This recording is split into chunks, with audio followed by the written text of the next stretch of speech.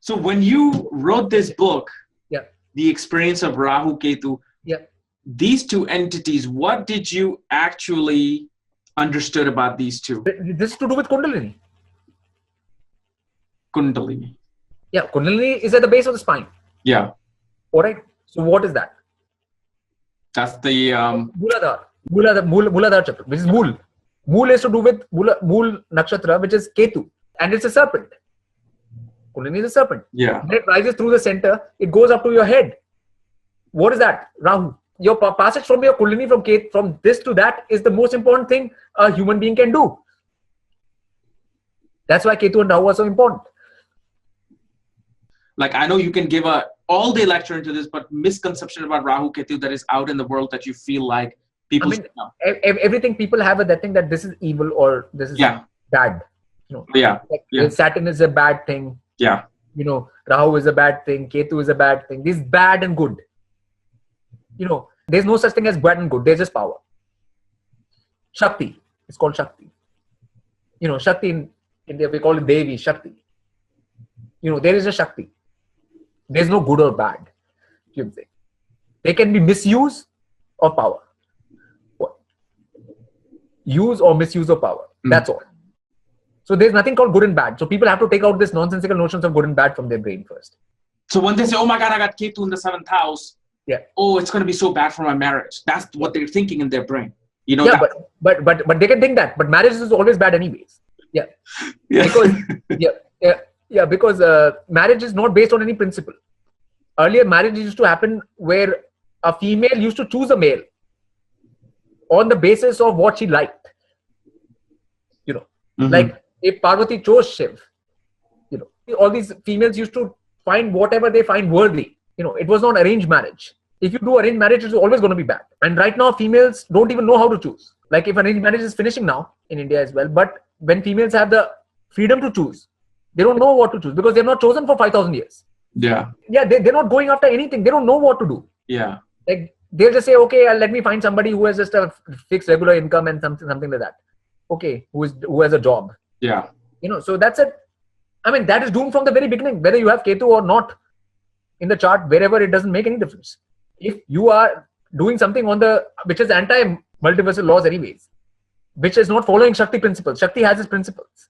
Like, so the female is supposed to choose something which is more than itself.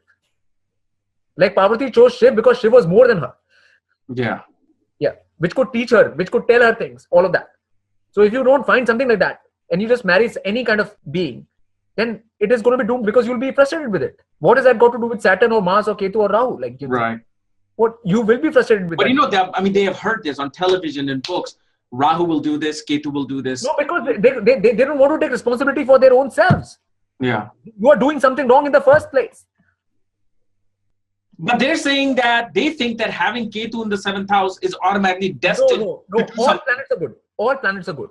Right. First, let's make it clear. Yes. All planets are good and all nakshatras are good. It's how you use them. You are the being who uses them. What if somebody says, no, I thought Jyotish is about what is destined already and you cannot change it? No, that's deterministic, fatalistic thinking. I call it fatalism. I mean, you are here. You're existing only to change things. Every time you do a karma, you change things. Yes. You are here every time you do action, you're changing things. Beautiful. So you make your future right now as per your actions right now. Your future is not fixed. That is so beautiful, yes. Yeah. Any being can change their future, right? Any given point of time. From this second, I can change my future. Any being can change their future from this very second, using the energies they've got. For example, Mars is just energy. Energy, for example. Yeah. Like if somebody is saying Ketu and Rahu are bad, they are saying Kundalini is bad and Shastra Chakra is bad and all the chakras are bad. Like that's saying like that. If you say Mars is bad, that means like right now, if you have energy to do anything, it's because Mars has given you that energy. That doesn't mean it's bad. It's what you do with it. It's what you do with it. Yeah. I mean, Saturn is, if you go in a car and you don't have a brake, how good that would that be? This person didn't rate because they didn't have that combination or yoga. No, it's not like that. It's not like that. This is all medieval astrology. This is not like that. What are called planets called grahas. Yeah. So they grip you. Their energy grips you. Graha means something which grips you. So it grips you on the basis of your habits and your previous karmas. but you have the consciousness and the free will in the present to use that energy any which way you want. You don't have to get gripped by it. So that means if, according to someone's chart, they're destined to, let's say, be stabbed by a criminal. There's nobody is destined to become a criminal by their chart. No. They're destined to be stabbed by a criminal. There's no such thing. They can totally avoid that situation completely. There's no such thing. Yeah, because because if you're looking at your chart and you know what your energies are like that, you know how to use them. If you come to know this just energy, like, I mean, if you have a knife, you can cut vegetables with it, but you won't give it to a kid. That knife, it might cut itself. Now you can't say that knife is bad. Like, for example, in your car, you have a brake. That's like Saturn. Saturn's role is like a brake. Yeah. You can say. But you can't have a car without a brake. If you go on in your car without a brake, you will have an accident. Like, it's not a bad thing. To have a brake is not, but people consider it a bad thing. So when Saturn's influence comes and people find their breaks are happening in their life, they don't find it good. Yeah, that's very true. Yeah. Yeah. But even though they are good, but you will have an accident otherwise. If you go like that, if you go without brakes, you will have an accident. So, I mean, no energy is bad. First, no planet is bad, no nakshatra is bad. If you have a knowledge of them, you can use them. If you don't have any knowledge, they will use you. Wow. Either you will be in control of the planets or the planets will be in control of you. So when they say that, the classics have said that whatever is destined and the planets are going to be doing their thing based on your karma and you cannot do anything, you can just live it. That's a very wrong statement then. That's medieval thinking. That's not the thinking of the rishis. Even Ravan was not controlled by the planets. Ravan controlled planets. Even rishis all controlled planets. All the rishis controlled planets. They were not controlled by the planets. Now we as normal common men. Nobody needs to be controlled by planets. Everybody we as common people have the power to control the planets. Yeah. Them controlling us. Yeah. Obviously, if you control yourself, like, because you have consciousness, you have an option anytime. You have free will.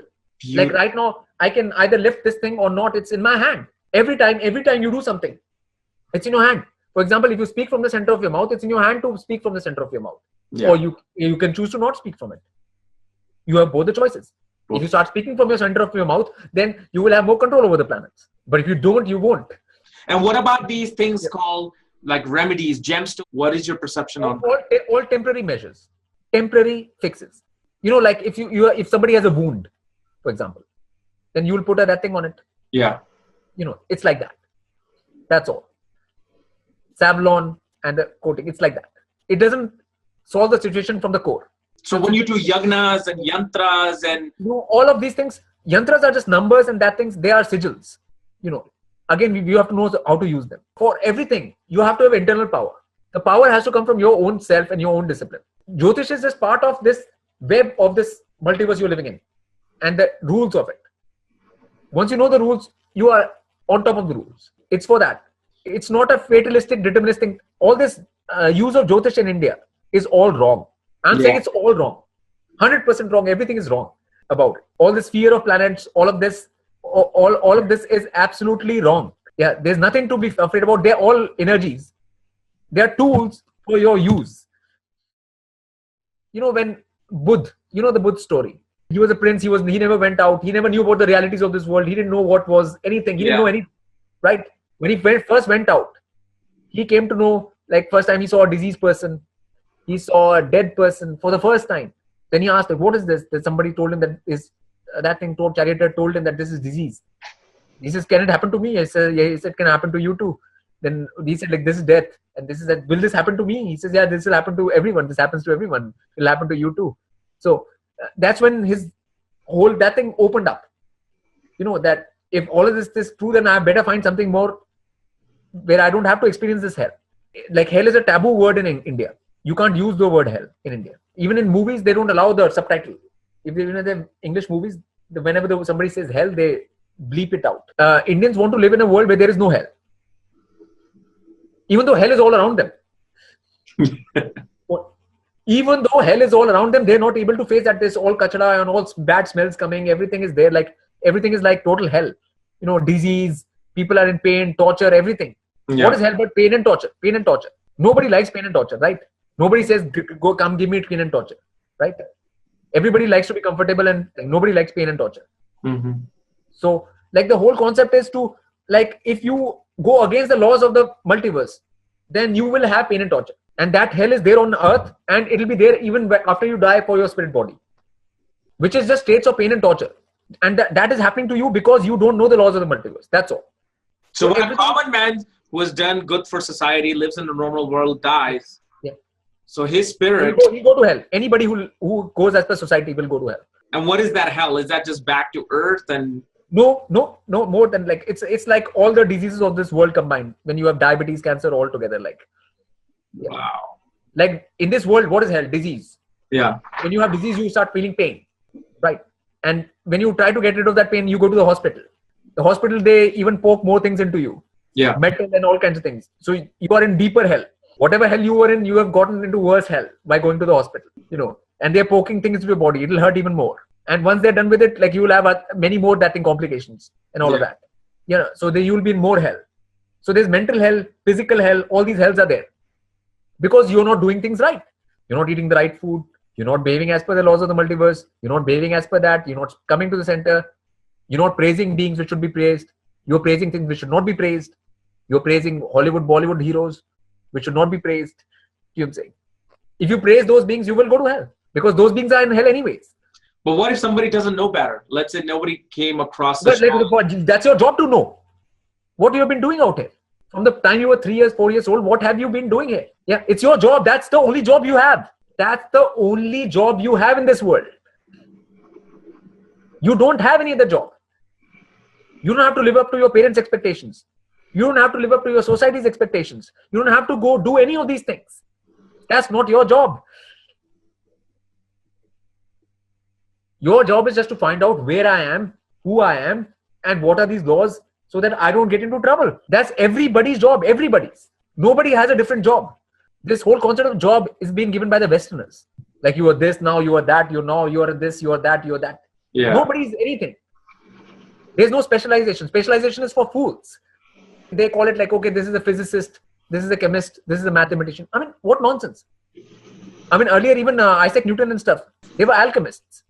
If you're an alchemist, you're a mathematician, physicist, chemist, all of that, all at the same time.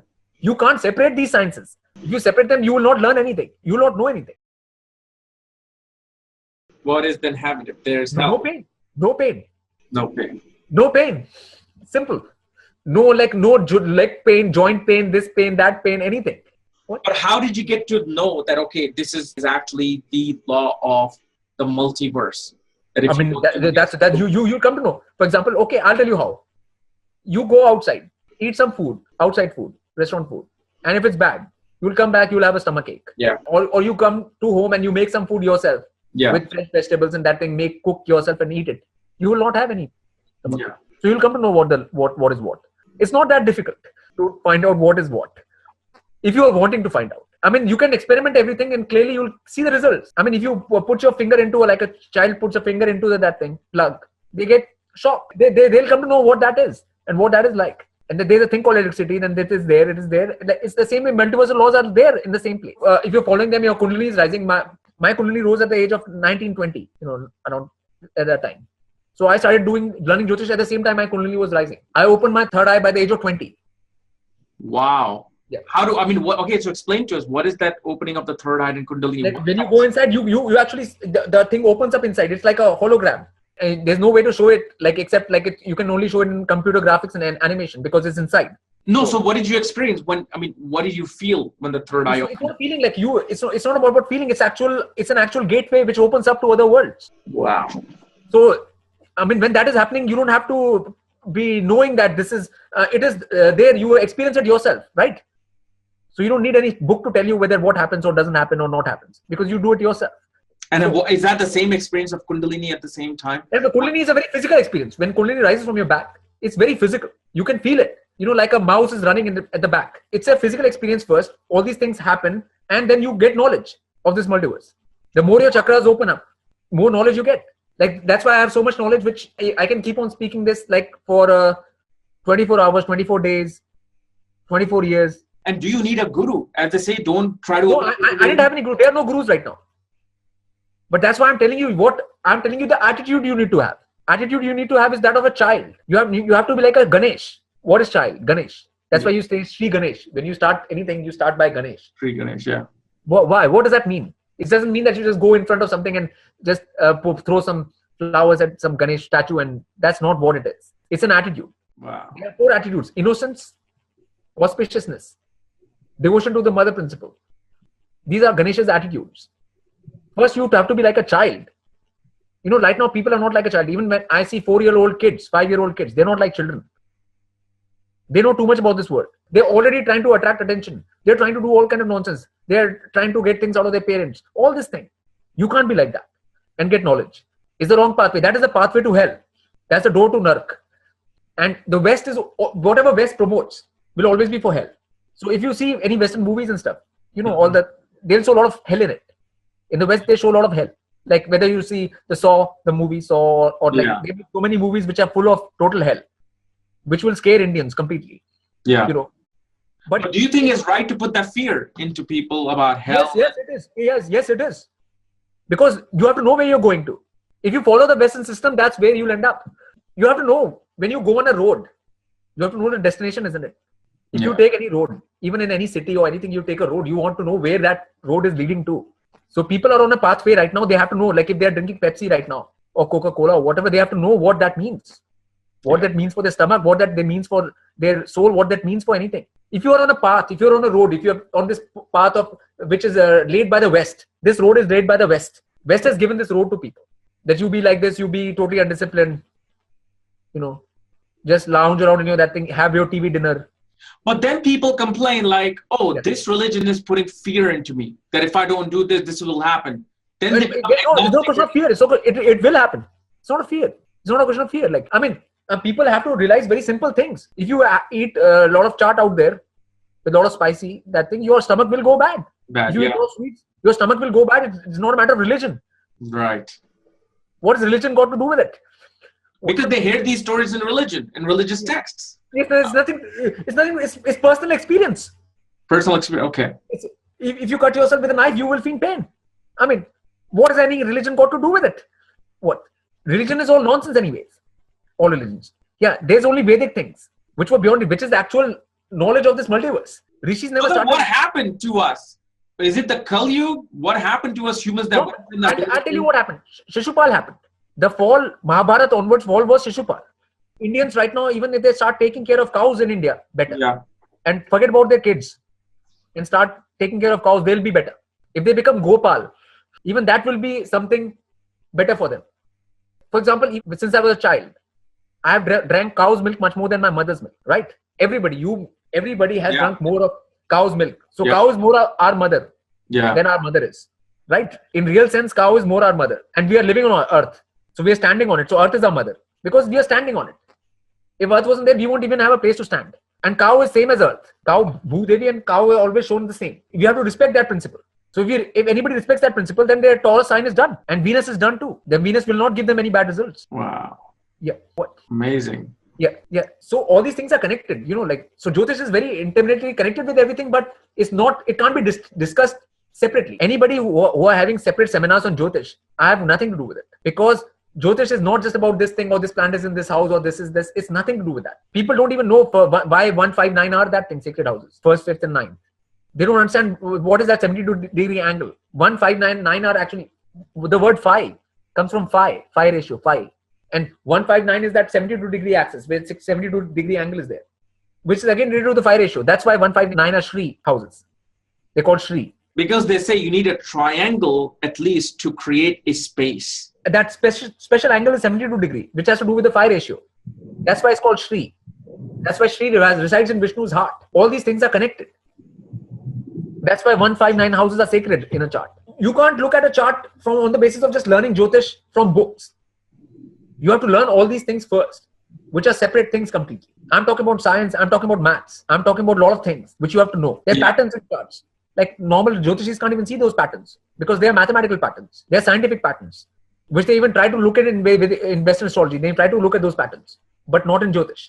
Like in Western, they talk about the squares and the trine and the grand cross. Yeah, and the yods. There's so many things which they talk about, which have everything to do with sacred geometry only. Because you can't dissociate Jyotish from sacred geometry. Sacred geometry is part of Jyotish. I mean, even right now, you're seeing a prism. And when the white light goes in and the 7 rays come at different angles, That's just the angles. And what are angles? Angels. That's right. Angels and angles are the same thing. Angles, angles, angels, angles, angels. Yeah. And so what about like you have people who channel beings of, let's say, Palladians, other planetary, is that true? All nonsense. Nonsense. Utter nonsense. Fraud. All fraud. Because people don't have any centering. That's like doing tertiary things. A lot of times what they are connecting to is the spirits from the other side. And they tell them anything. The spirit lies to you. I mean, even in India, in a village level, there are people who can talk to spirits. Every village in India, some person who can talk to spirits. Dealing with that spirits and stuff is not a good thing because they lie to you. They can do anything. These spirits are like, they can even come to you as your dead relative because they can ape them. They can say, look, I'm your dead relative. I'm come to speak to you. You'll think, oh, it's your mother or your father, dead mother or your dead father has come. Wow. But they just lie to you. I mean, there are things called Jins. You understand Jins? Yeah. Like Jins, like which are like they're in all the Middle East things, or in India also, that Jins. Now Jins people are using, like right now people do magic using Jins. Like people, because Jins can see a little bit in the future. So like if somebody has a Jinn with them and then the person goes and asks them something and they'll say like, okay, this will happen to you, that will happen to you. Because the Jinn is telling them that in the ear. Wow. Yeah. So, but one should steer clear of these things because finally they'll lead to hell. Because the beings who deals with Jins, once they are dead, they have to become their servants on the other side. Oh. So that is a deal. So one should not get into these kind of deals. Yeah. Like right now, there are magicians who can float up in the air, who can float up straight into the air. They can do anything. They can like make any object appear straight. Because that's a Jinn that's lifting them up. Yeah, it's a Jinn lifts them up. Lifting them up, okay. Yeah. But the Jinns, you can make a deal with the Jinns. Any being can. Any person can make a deal with the Jinn. But then they have to know what that thing of deal is. Like just like if you make a deal with a company, then you work 9 to 5 for them and then they give you a salary. It's like that. But you have to see whether that deal is good for you. Yeah. Yeah. What? Like whenever you're making a deal, it's not for free. If they give you something, then they'll take something from you. So also let me ask you, so when we see these Hindu gods like Vishnu and Shiva sitting and Ganesha sitting, Parvati sitting, are these actually real existing beings or these are just personification and imagery of certain energies? These are archetypes. Archetypes. The word is archetype. These are archetypes. You have to understand that. Like they are a pure principle. Pure principle in the sense that every female should be like Parvati. Why? It should not care about what their parents say. It should go for a male which is more knowledgeable than them. So then Parvati is any female which is like that. Who goes that way is Parvati. But there's no real Parvati that exists. But that is the real Parvati. That is real. Like if there was a female right now in flesh and blood, yeah, who went by that principle, that female is real Parvati. Real Parvati, yes. And there can be another female on another realm, higher realm, like that. Then that is Parvati too. It's a principle. Okay, like Vishnu has a conch in his hand. Yeah. So if you achieve golden mean fractality in your being out here, then you are here right now. Yeah. Yeah. These are principles. Like Shiv is the real male. Real male. What a real male should be like. Like real male should not be the person who goes to a gym. Like people think, like people who are going to the gym are females. They're not real males. The real males, only one thing should be knowledge. Who wants to penetrate? What is maleness? Penetration. Penetration, yeah. Yeah. Maleness is all about penetration. You have to penetrate and get to the knowledge, get to the core, get to the root, get to the crux. That's what maleness is. That's why I don't see any males in this world. When I look at males, they might be biologically male. Yeah. But to me, they're like females. Only females are concerned about their body or looks of their body. So then that's why they go to the gym. And when people go to the gym, their body becomes more female-like. You become round. You become like a female from going to the gym. And then you can never raise Kundalini even because all the weights, you suppress all of your that things.